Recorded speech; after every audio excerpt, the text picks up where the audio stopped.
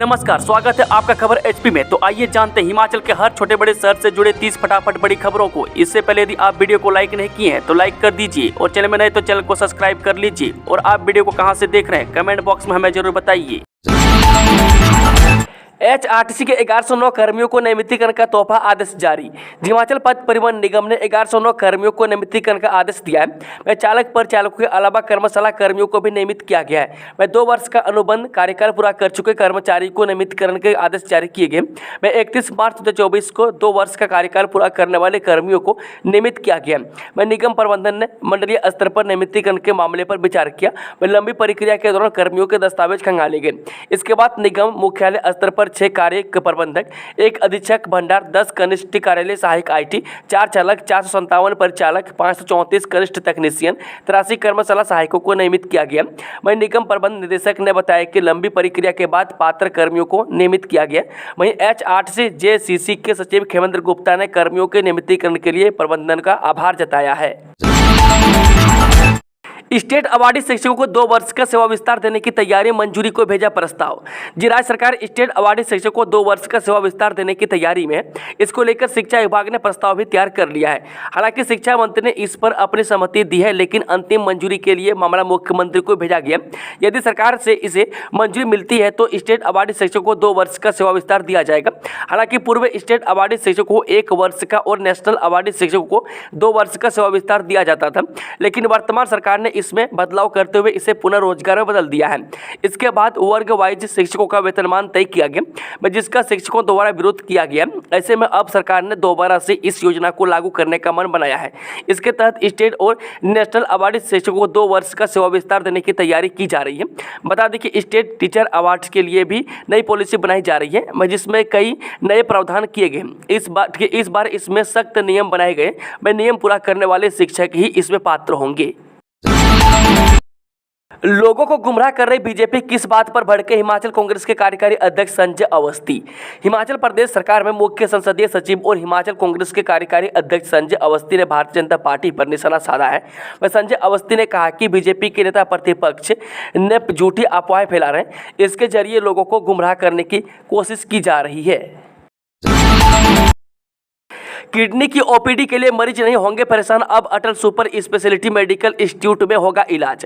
जिस शिमला के Indira Gandhi medical college से यूरोलॉजी OPD 22 जुलाई को अटल सुपर स्पेशलिटी आयुर्विज्ञान संस्थान चमियाना में शिफ्ट हो रही है। वह शिमला शहर से चमियाना की दूरी करीब 12 किलोमीटर है। वह अस्पताल में अगले हफ्ते से यह सेवा शुरू करने की तैयारी पूरी हो गई है। 20 मिनट से ज़्यादा अब अड्डे पर खड़ी नहीं होगी कोई बस। नियम की अगर की अवहेलना तो लगेगा तगड़ा जुर्माना। अब यदि बस चालक अपने वाहन को 20 मिनट से ज़्यादा देर तक अड्डे पर खड़ा रखेंगे तो उसके ऊपर चालान किया जाएगा। वह प्रशासन ने इसके लिए 2 पुलिसकर्मियों को भी तैनात किया है। वह ट्रैफिक व्यवस्था को व्यवस्थित रखने और यात्रियों की सुगमता को देखते हुए यह फैसला लिया गया। बता दें कि चालान 500 रुपये से लेकर 5000 रुपये तक का हो सकता है। हिमाचल पंजाब टैक्सी विवाद सुलझा, समन्वय समिति होगी गठित। हिमाचल और पंजाब के टैक्सी ऑपरेटरों के बीच चल रहा विवाद सुलझ गया है। वह मंगलवार को कैबिनेट मंत्री अनुराग सिंह की अध्यक्षता में सचिवालय में हिमाचल और पंजाब के टैक्सी ऑपरेटर यूनियन के प्रतिनिधियों की बैठक हुई। विवाद के अस्थायी हल के लिए समन्वय समिति गठित करने का फैसला लिया गया। वही बैठक में दोनों टैक्सी यूनियन के प्रतिनिधियों ने अपना पक्ष रखा। बैठक में फैसला लिया गया कि यदि कोई भी टैक्सी चालक वीडियो बनाकर वायरल करता है तो समन्वय समिति संज्ञान लेगी। वही मंत्री अनुराग सिंह ने सभी टैक्सी यूनियन को आपस में तालमेल बनाकर काम करने का सुझाव दिया है। वह टैक्सी यूनियनों के प्रतिनिधियों ने निजी गाड़ियों को टैक्सी के रूप में चलाने का मामला भी मंत्री के समक्ष उठाया। मैं अनुरोध ने कहा कि निजी गाड़ियों का टैक्सी के रूप में प्रयोग करने वालों को न सिर्फ चालान होंगे बल्कि गाड़ियां जब्त कर केस भी दर्ज किया जाएगा। JNBT योग में रैगिंग आरोपी 5 छात्र 15 दिन के लिए निष्कासित, पैसे मांगने का भी आरोप। जिस शिमला जिला के जोहार नवोदय स्कूल यानी कि JNBT योग में रैगिंग का मामला सामने आया है। घटना की सूचना मिलते ही स्कूल प्रबंधन ने आरोपी 5 छात्रों को 15 दिन के लिए निष्कासित कर दिया है। आरोप है कि 13 जुलाई की रात करीब 11 बजे 12वीं के 5 छात्र हॉस्टल में 10वीं के छात्रों के कमरे में गए और उन्हें कपड़े धोने को कहा। वह 10वीं कक्षा के कुछ छात्रों ने जब इनकार कर दिया तो सीनियर छात्रों ने उनकी पिटाई शुरू कर दी। आतंकी हमले के बाद हिमाचल पथ परिवहन निगम की चंबा डोडा बस सेवा बंद। जम्मू कश्मीर में बीते दिनों हुई आतंकी घटना के बाद चंबा डोडा H8 से बस सेवा को बंद कर दिया गया है। यह बस चंबा से भद्रबा डोडा वाया लंगेरा पधरी जोत होकर डोडा पहुंचती है। वह सुरक्षा के मद्देनजर पथ परिवहन निगम की ओर से यह फैसला लिया गया है। वह मंगलवार को चंबा डोडा रूट की बस से 20 सवारियां लेकर संगनी पहुंची। वह जहां पर निदेशालय के निर्देशों के बाद सवारियों को उतार दिया गया। वह डोडा के लिए सवारियां निजी टैक्सियां लेकर ही रवाना हुई। हिमाचल में मानसून हुआ सक्रिय। शिमला में बरसे बादल, 3 दिन भारी बारिश का अलर्ट। ये राजधानी शिमला में मंगलवार सुबह मौसम साफ रहा। वह सुबह करीब 10 बजे के बाद शहर में बादल और धुंध छा गई। वह दोपहर 3 बजे शहर में बूंदाबूंदी हुई। वह शाम को फिर शहर में मौसम साफ हो गया। वह प्रदेश के अन्य क्षेत्रों में मौसम मिला जुला रहा। वह मानसून कमजोर पड़ने के चलते प्रदेश में बारिश का दौर थम गया है। वह अब 18 जुलाई से मौसम बिगड़ने की संभावना है। वह सोमवार रात को नैनादेवी में 34, रामपुर में 7, जोगिंद्रनगर में 5, मसोबरा से निचार में 2 और डलहौजी में 1 मिलीमीटर बारिश रिकॉर्ड हुई है। वह सोमवार रात को शिमला में न्यूनतम तापमान 18.6, धर्मशाला में 21.7, ऊना में 25.6, नाहन में 23.9, सोलन में 22.0, मनाली में 17.4, कांगड़ा में 23.9, मंडी में 25.5, बिलासपुर में 26.3, हमीरपुर में 26.1 और चंबा में 23.6 डिग्री सेल्सियस रिकॉर्ड हुआ है। वहीं 22 जुलाई तक राज्य के कई भागों में बारिश का दौर जारी रहने का पूर्वानुमान है। सीएम सुक्खू ने प्रधानमंत्री मोदी से मांगी उधार वित्तीय मदद, सानन प्रोजेक्ट पर मालिकाना हक। जी मुख्यमंत्री सुखविंदर सुक्खू ने मंगलवार को नई दिल्ली में प्रधानमंत्री मोदी से हिमाचल प्रदेश को हरित ऊर्जा संपन्न राज्य बनाने के लिए समर्थन मांगा। वह विभिन्न विकासात्मक गतिविधियों के बारे में अवगत करवाया और उधार वित्तीय सहायता प्रदान करने का आग्रह किया, जिससे राज्य सरकार बीते वर्ष मानसून सीजन में आई आपदा से हुए नुकसान से जल्द उभर सके। इस पर प्रधानमंत्री ने हर संभव मदद का आश्वासन दिया है। वह सुक्खू ने कहा है कि ताप विद्युत खरीद की शर्तों एवं नियमों में राहत देते हुए राज्य को उचित मुआवजा प्रदान किया जाए। इसके अलावा सानन पावर प्रोजेक्ट में मालिकाना हक को मांगा। हिमाचल के स्कूलों में अगले महीने से स्मार्ट उपस्थिति ऐप से लगेगी विद्यार्थियों की हाजिरी। जी हिमाचल प्रदेश के स्कूलों में अब विद्यार्थियों की हाजिरी अगले महीने से स्मार्ट उपस्थिति ऐप के जरिए लगाई जाएगी। इसके लिए स्कूली बच्चों को डाटा डाइस पर अपडेट किया जा रहा है। वह प्रदेश में निजी स्कूलों समेत करीब 14 लाख बच्चों का डाटा इस पर अपलोड किया जाएगा, जिसमें से 9 लाख बच्चों का डाटा अपलोड हो चुका है। वह बाकी बच्चों का डाटा भी इसी माह के अंत तक अपलोड कर दिया जाएगा। वह सोमवार को समग्र शिक्षा राजेश शर्मा ने शिक्षा विभाग के अधिकारियों के साथ बैठक की अध्यक्षता करते हुए उन्होंने कहा कि प्रदेश के सभी स्कूलों में शिक्षकों और छात्रों की स्मार्ट उपस्थिति ऐप पर रियल टाइम उपस्थिति सुनिश्चित करें। वाहनों की ऑटोमेटिक इंस्पेक्शन का केस फंसा।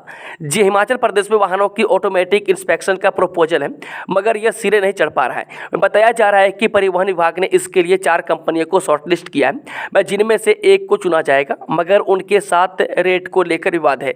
जो रेट कंपनियां बता रही है वह विभाग को ज़्यादा लगता है। लिहाजा सरकार को परिवहन विभाग ने मामला भेजा है। सरकार से पूछा गया है कि वे रेट बताएं ताकि यहाँ कंपनी के साथ रेट तय किया जा सके। सूत्रों के अनुसार सरकार की तरफ से इस पर कोई जवाब नहीं आया है। हाल ही में परिवहन विभाग ने निजी कंपनियों को इंस्पेक्शन सेंटर स्थापित करने के लिए एक्सप्रेशन ऑफ इंटरेस्ट किया था। इसमें 4 कंपनियों ने अपना रुझान दिखाया। वहीं वाहनों की ऑटोमेटिक इंस्पेक्शन के लिए केंद्र स्थापित करने को केंद्र सरकार से ने हिमाचल को पैसा भी भेजा है। यह पैसा HRTC को आया है, उसे 5-5 करोड़ रुपए की राशि दी गई है, मगर बताया जा रहा है कि इन केंद्रों को स्थापित करने के लिए करीब 10 से 12 करोड़ रुपए की राशि खर्च होगी। मुख्यमंत्री ने केंद्रीय मंत्री खट्टर से की मुलाकात, BBMB के पास लंबित बकाया राशि का उठाया मामला। जी मुख्यमंत्री सुखविंदर सुक्खू ने मंगलवार को नई दिल्ली में केंद्रीय ऊर्जा मंत्री मनोहर लाल खट्टर से भेंट कर हिमाचल प्रदेश के लंबित मुद्दों पर चर्चा की। सुक्खू ने सानन जल विद्युत परियोजना के पट्टे की अवधि पूर्ण हो जाने पर इसके अधिकार राज्य सरकार को वापस दिलवाने और इस मुद्दे का सौहार्दपूर्ण समाधान निकालने के लिए हस्तक्षेप करने का आग्रह किया। पानी की स्कीमों से प्रतिदिन सैंपल लेने के निर्देश। जल जनित रोगों से बचाव के लिए लिया फैसला। जब प्रदेश सरकार ने हिमाचल के पेयजल स्रोतों को साफ सुथरा रखने के निर्देश दिए, वह टैंकों में ब्लीचिंग पाउडर डालने के साथ आसपास साफ सफाई करने के लिए कहा है। बरसात के चलते स्रोतों में मटमैला पानी आने की संभावना रहती है, ऐसे में सप्लाई रोकने को भी कहा गया है। अस्पतालों में इन दिनों बुखार, डायरिया, पीलिया जैसे जल जनित रोगों से ग्रसित मरीज पहुंच रहे हैं, ऐसे में लोगों को उबला हुआ पानी पीने को कहा जा रहा है। वह खुले में बिक रहे खाद्य वस्तुओं से परहेज करने की बात कही जा रही है। वहीं सरकार ने विभाग को बावड़ियों और हैंडपंप से पानी के सैंपल जुटाने के निर्देश दिए हैं। वह अगर सैंपल मानकों पर खरे नहीं उतरते हैं तो वहां पानी पीने योग्य नहीं है, ऐसी पट्टी लगाकर लोगों को सूचित करने के लिए कहा गया। इसके अलावा खड्डों और नदियों से लिप्त हो रहे पानी के भी प्रतिदिन 2 से 3 सैंपल लेने के निर्देश दिए हैं। वह उप मुख्यमंत्री मुकेश अग्निहोत्री ने कहा कि हिमाचल के लोगों को साफ पानी उपलब्ध कराने के लिए विभाग को दिशा निर्देश जारी किए हैं। वह पानी की स्कीम प्रतिदिन सैंपल लेने को कहा गया है। नितिन शर्मा को अमेरिका की मैरीलैंड स्टेट यूनिवर्सिटी से मिला गोल्ड मेडल। जे उपमंडल ज्वाली की पंचायत सिद्धपुर घाट के निवासी नितिन शर्मा को मैरीलैंड यूनिवर्सिटी ने गोल्ड मेडल के साथ ऑनरेरी डॉक्टरेट की उपाधि से नवाजा है। मैं नितिन शर्मा लंबे समय से शिक्षा के क्षेत्र के साथ जुड़े हैं। इसके अलावा कंप्यूटर शिक्षा में सैकड़ों युवाओं को ट्रेनिंग देकर स्वरोजगार के काबिल बना रहे हैं। मैं इसके चलते शिक्षा के क्षेत्र में समाज के उत्थान के लिए यह उपाधि हासिल की है। सीजीएसटी मामले में आरोपियों के खिलाफ चार्जशीट दायर तैयार करने में जुटी सीबीआई। जी हां, सीजीएसटी मामले में सीबीआई अधीक्षक और निरीक्षक के खिलाफ चार्जशीट तैयार करने में जुट गई है। वह सीबीआई के पास इन दोनों के खिलाफ पुख्ता सबूत बताया जा रहा है। वह सप्ताह के भीतर चार्जशीट तैयार कर कोर्ट में पेश की जाएगी। बता दें कि सीबीआई को अंदेशा है कि सीजीएसटी नंबर जारी किए जाने पर पैसों के लेन देन का यह मामला पहले से चल रहा होगा। ऐसे में सीबीआई इसकी परतें खंगालने में जुटी है। वह 2 महीने के भीतर कितने नंबर जारी हुए हैं इसका भी रिकॉर्ड देखा जा रहा है। वहीं सीबीआई दोनों के बैंक खातों को भी खंगाला जा रही है। वह सीजीएसटी कार्यालय से कुछ अहम दस्तावेज कब्जे में लिए गए हैं। एचपीयू ने जारी की विभिन्न कोर्सेज में सब्सिडाइज सीटों पर प्रवेश काउंसलिंग प्रक्रिया। हिमाचल प्रदेश विश्वविद्यालय में विभिन्न कोर्सेज में सब्सिडाइज सीटों पर प्रवेश के लिए काउंसलिंग प्रक्रिया जारी की है। इसके तहत एमए लोक प्रशासन प्रथम सेमेस्टर में प्रवेश के लिए आयोजित काउंसलिंग के बाद प्रवेश प्राप्त उम्मीदवारों की सूची जारी की गई है और उम्मीदवारों को 23 जुलाई तक फीस जमा करवाने का समय दिया गया। इसके अलावा एमएससी फिजिक्स से प्रथम सेमेस्टर में प्रवेश प्राप्त उम्मीदवारों की संशोधित सूची जारी की गई। इस सूची में शामिल उम्मीदवार अब 20 जुलाई को शाम 5 बजे तक फीस जमा करवा सकेंगे। इसी तरह एमए म्यूजिक वोकल या इंस्ट्रूमेंट्स यानी कि सितार प्रथम सेमेस्टर में प्रवेश प्राप्त उम्मीदवारों की सूची भी जारी की गई और इसमें शामिल उम्मीदवार 20 जुलाई तक फीस जमा करवा सकेंगे। वहीं एमएससी गणित प्रथम सेमेस्टर में प्रवेश के लिए हुई काउंसिल के आधार पर जारी की गई सूची में शामिल उम्मीदवारों को 20 जुलाई को दोपहर 12 बजे तक फीस जमा करवाने का समय दिया गया। उधर MSc data science and artificial intelligence course की सब्सिडाइज सीटों पर प्रवेश के लिए काउंसलिंग 20 जुलाई को होगी, जबकि नॉन सब्सिडाइज सीटों पर प्रवेश के लिए काउंसलिंग 24 जुलाई को होगी। जमीन विवाद के चलते मंडी में बड़े भाई ने की छोटे भाई की हत्या, आरोपी ने थाने में किया सरेंडर। जिला के बल उपमंडल के कोठी क्षेत्र में जमीन विवाद के चलते बड़े भाई ने छोटे भाई की हत्या कर दी। मृतक के चचेरे भाई ने पुलिस थाने में शिकायत दी है कि जमीनी विवाद को लेकर दोनों भाइयों के बीच लंबे समय से विवाद चल रहा था। वह लेखराम पुत्र मुनीलाल गाँव व डाकघर मैरामसीत एक दुकान में बीड़ी लेने गया था। इस दौरान दुकान पर लेखराम का भाई जगदीश कुमार भी मौजूद था। वह जगदीश कुमार ने शराब के नशे में दुकान पर आकर बेंच, टेबल और तराजू उठाकर बाहर सड़क पर फेंक दिए। मैं इसका विरोध जब लेखराम ने किया तो जगदीश कुमार ने उसके साथ मारपीट कर उसे जमीन पर पटक दिया। वहीं जब शिकायतकर्ता लेखराम को छुड़ाने लगा तो जगदीश कुमार ने उसके सिर पर पत्थर से वार कर दिया। इस कारण उसके सिर से खून निकलने के कारण बेहोश हो गया। मैं जब वह बेहोश में आया तो मौके पर गांव के लोग इकट्ठा हो गए थे। वहीं लेखराम को इलाज के लिए मेडिकल कॉलेज नेरचौक ले गया, जहां उसकी मौत हो गई। हाईकोर्ट ने राकेश शर्मा, आशीष तरुण भंडारी अंतरिम अग्रिम जमानत अवधि 2 अगस्त तक बढ़ाई।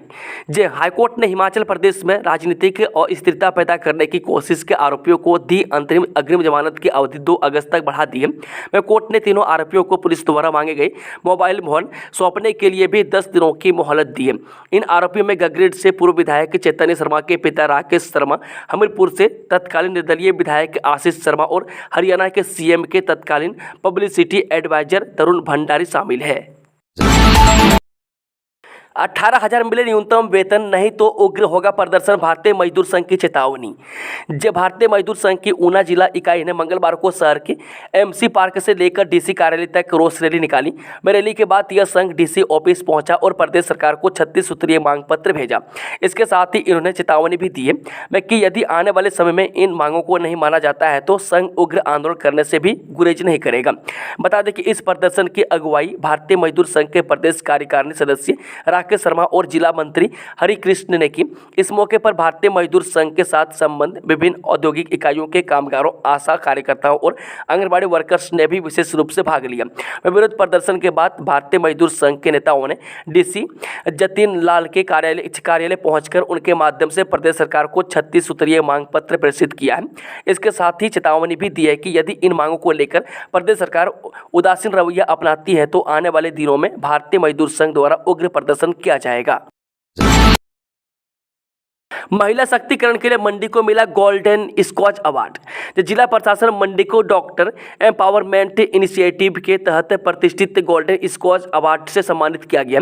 यह पुरस्कार सामाजिक सुधार और महिला सशक्तिकरण के क्षेत्र में जिला प्रशासन के उत्कृष्ट कार्य को मान्यता प्रदान करता है। डॉक्टर एम्पावरमेंट इनिशिएटिव का उद्देश्य मंडी जिले में लड़कियों और महिलाओं की स्थिति को सुधारना, उन्हें शिक्षा, स्वास्थ्य और स्वावलंबन के अवसर प्रदान करना है।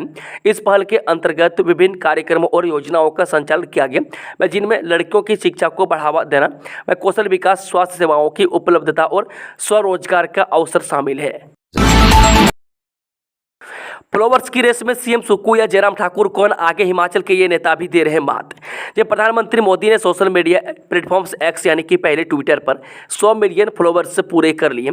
इस अवधि के साथ पूरे विश्व में एक्स पर फॉलो किए जाने वाले नेताओं में मोदी अव्वल बन गए हैं। वह पीएम मोदी के अमेरिकी राष्ट्रपति जो बाइडेन से भी कई गुना ज़्यादा है। वह अलग सोशल मीडिया साइट जनता तक पहुँचाने का सशक्त और आसान माध्यम बना है। इसमें एक्स और फेसबुक सबसे ज़्यादा चर्चित है। मानसून आते ही पर्यटकों ने हिमाचल से मोड़ा मुंह, होटल में भारी डिस्काउंट का भी नहीं दिख रहा असर। हिमाचल प्रदेश में मानसून की एंट्री के साथ ही पर्यटकों की आमद में भारी गिरावट आई है। मैं इसका सीधा असर पर्यटन कारोबारियों पर पड़ रहा है। मैं आलम यह है कि होटल में बड़े बड़े डिस्काउंट ऑफर करने के बावजूद पर्यटक घूमने के लिए नहीं आ रहे हैं। मैं दरअसल हर साल मानसून के दौरान हिमाचल प्रदेश में पर्यटकों की आमद में गिरावट आती है। मैं अब पड़ोसी राज्यों में बच्चों के स्कूल कॉलेज की छुट्टियां खत्म हो चुकी है। मैं इससे इसका सीधा असर हिमाचल प्रदेश के पर्यटन कारोबार पर पड़ रहा है। इसके अलावा बरसात के मौसम में भूस्खलन और नदी नालों में जल स्तर बढ़ने का खतरा भी पर्यटकों को हिमाचल से दूर कर देता है। तो क्या अपने पूर्व सैनिकों को आतंकी बनाकर भेज रहा है पाकिस्तान? सुरक्षा एजेंसियों ने किए चौंकाने वाले खुलासे।